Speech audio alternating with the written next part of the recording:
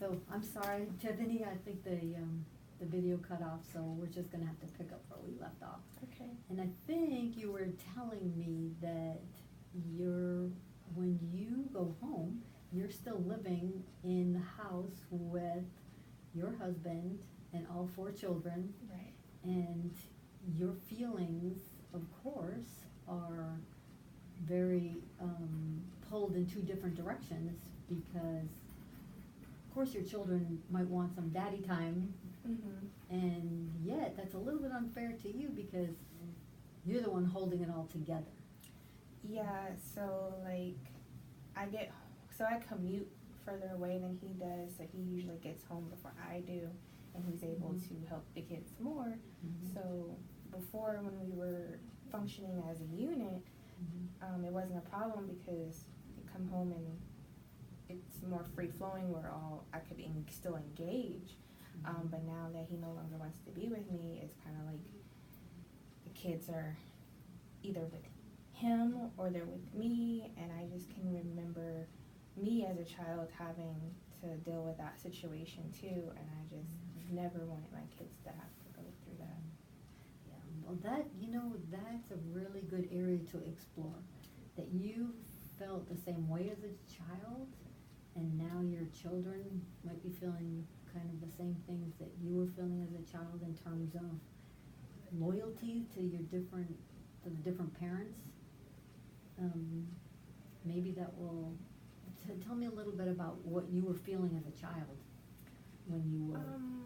I'm always still had more of an attachment more to my mom. My relationship with my dad really it never developed.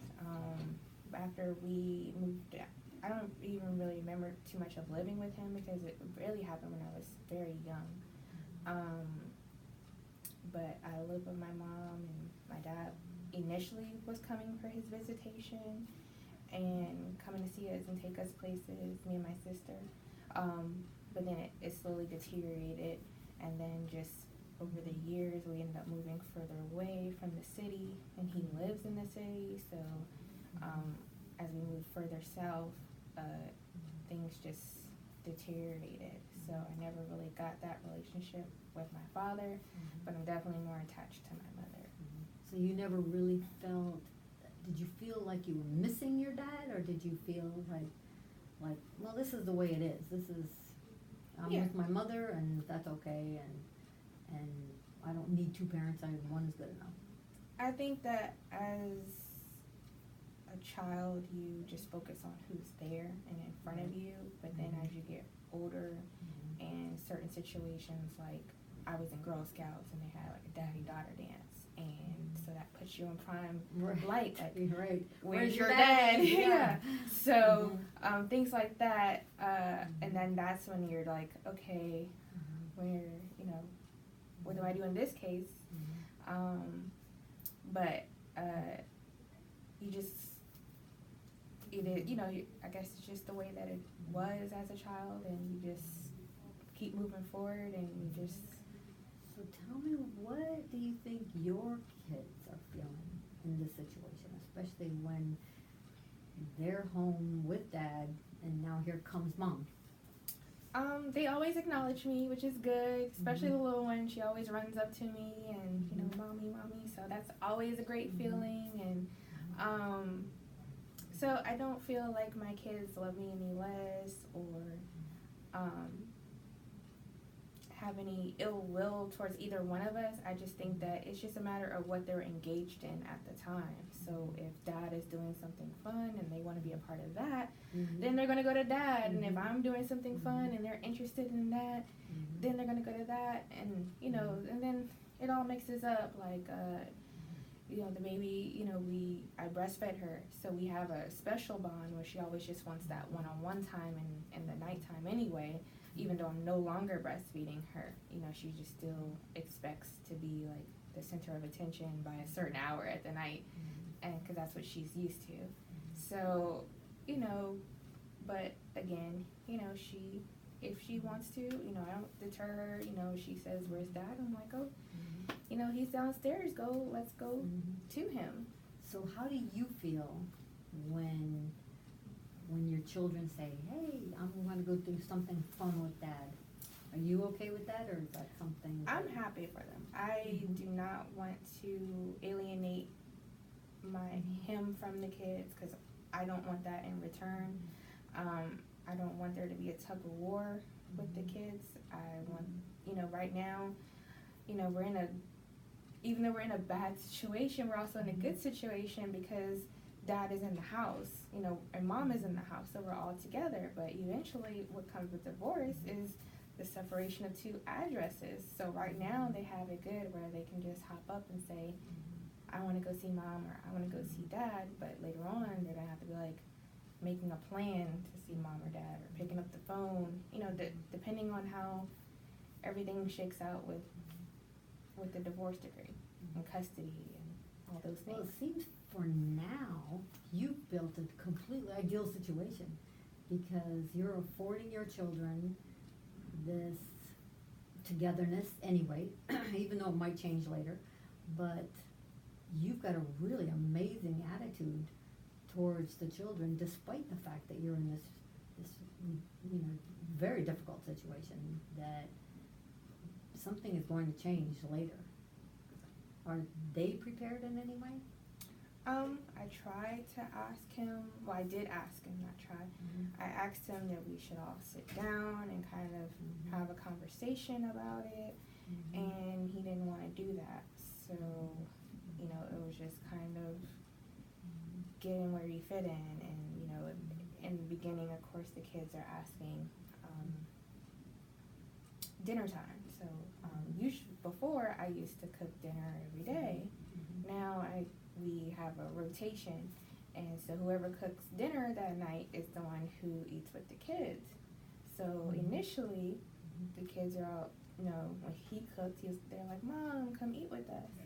And I'm like, no, it's Dad's night, you're gonna have to eat dinner with him. Mommy's gonna cook tomorrow, and then you'll have dinner with me. So even though we've said this to them, they still, for a while, we're still asking They want a family unit. they wanted the family unit.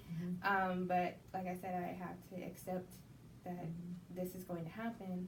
So I have to, abide by the rules and not try to make things more awkward. I just feel bad because I just feel like children are always paying for the consequences of their parents. And, it hurts me because I'm in a situation now where I'm paying for the consequence of someone else's decision, and there's nothing that I can do to fix it. Right.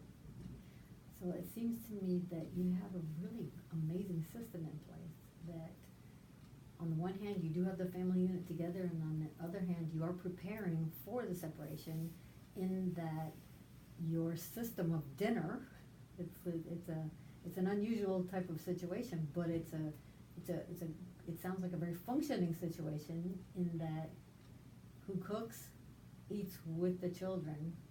And I can see that it looks like the children still prefer the family unit together, or perhaps don't understand why mom is not eating if you're there. Right. And so, but if it's a situation that is preparing them for the future. How old are they? So the oldest is 17. And that's the one that's his. And then we have a 9-year-old foster girl, and then we have a 7-year-old. He's no longer a foster; he actually is adopted now by both of us. And then we have the 3-year-old girl. So 3 girls and 1 boy. 3 girls and a boy, and a divorce. Yes. So just to wrap up a little bit here, that's an amazing situation. I'm amazed at how well you have performed and done under the circumstances. Of course, we want you to feel good. We want you to feel as good as can be under all these circumstances. And so I think that maybe next time we can explore a little bit more deeply.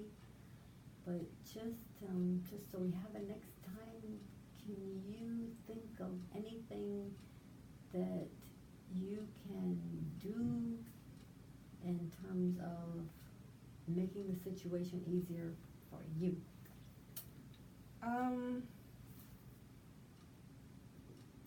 don't know. I'm really just in a fog right now. Like I said before, I just, I go to work, and I work as a nurse, so I feel like I'm always wearing a mask because you're trying to be there for your patients, and then you have to come home and I have to wear a mask for the kids.